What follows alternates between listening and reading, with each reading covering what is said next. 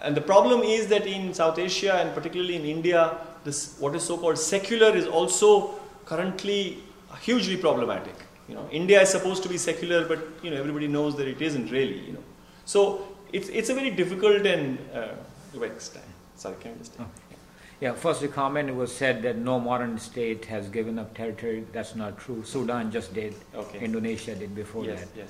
The second comment is that you know, slowly Balochistan in Pakistan has become pretty much like Kashmir-like situation. Yes.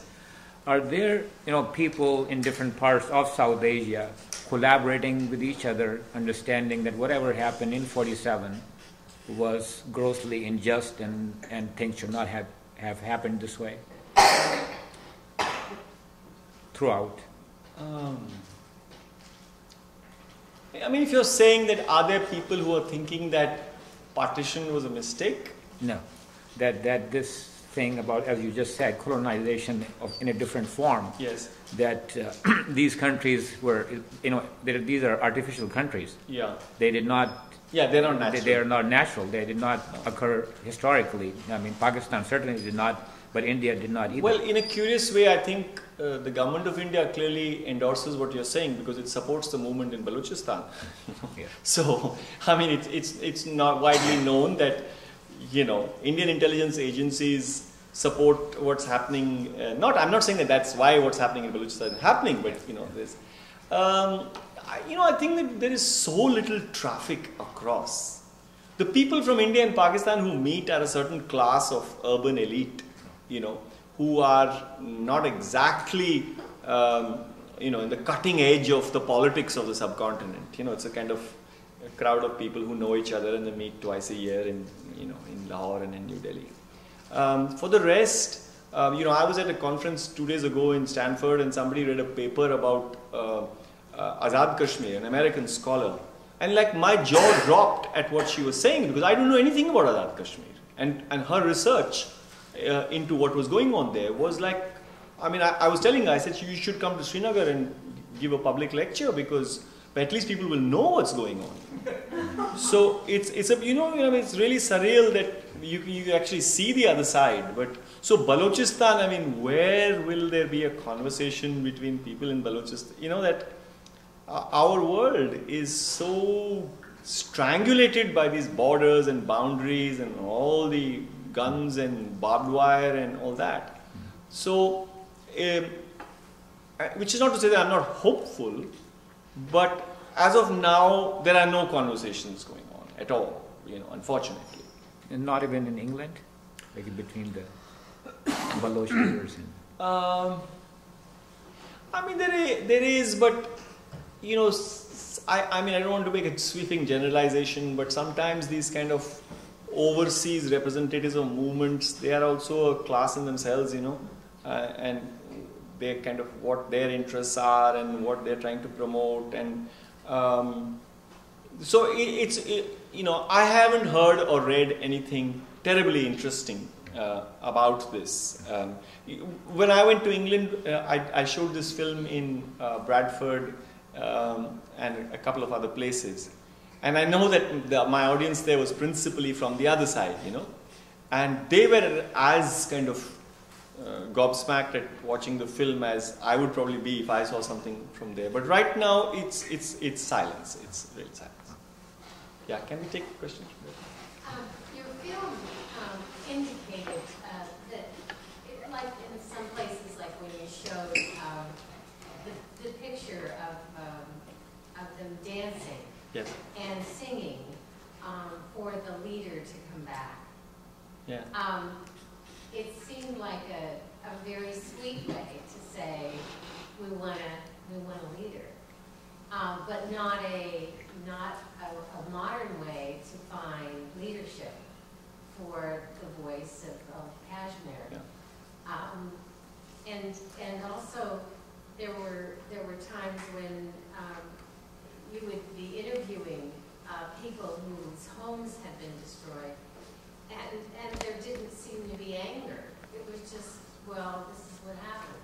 Yeah. There wasn't any reasons or anything. Yeah. So it seemed, it just seemed like they don't have any political insight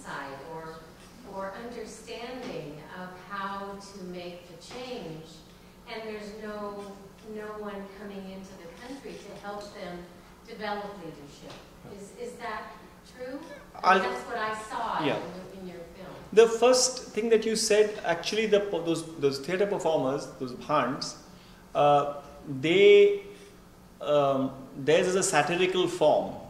And that little prayer they say at the end, where they say, well, bless our leaders and bless our officials and so on, it's kind of, I won't say it's tongue-in-cheek, but it's a bit, you're not quite sure what they mean by that. Actually, the reason why villages invite those performers is because it's sort of believed that after they do their theatre, that invocation, which they do at the end of the film, has a lot of power. So actually, that's why a village would invite a theatre troupe and ask them to perform that particular performance, because then when they do that recitation, that dua khair as it's called, doi khar, then that has power, real power, So that's very important for them to hear that invocation of all the blessings that they invoke. Your second question is actually a very important one. You see, like in those villages where I have reached a day or half a day sometimes after something has happened, people don't know the relationship with the camera is a very guarded one.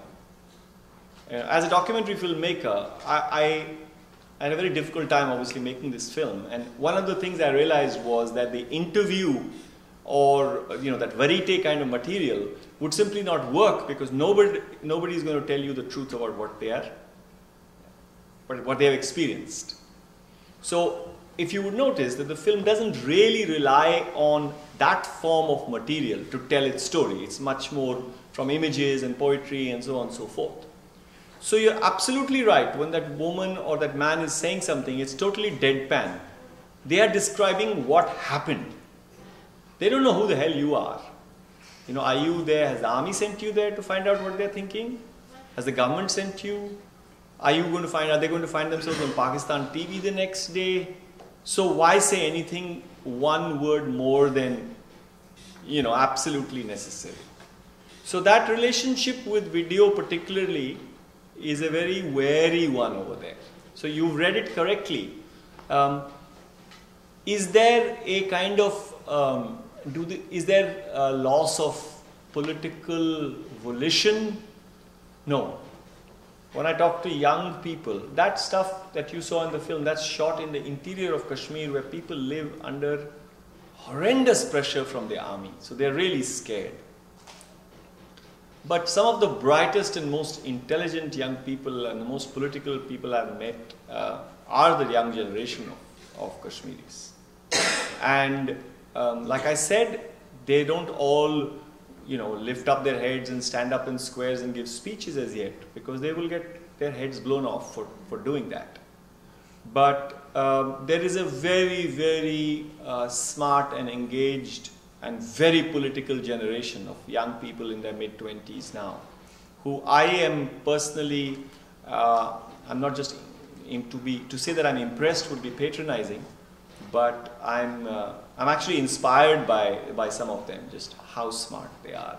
And I'm very hopeful that, to answer that question, no, I don't think that people are without a political vision. There are some very, very interesting people. Yeah. Sorry. Question. Yeah. Please. Yes. Aap boliye? Yeah.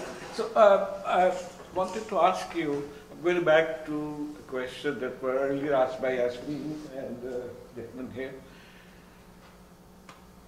This uprising, this mass 2008, 2010, as it happened, it is a wonder, a surprise, especially for people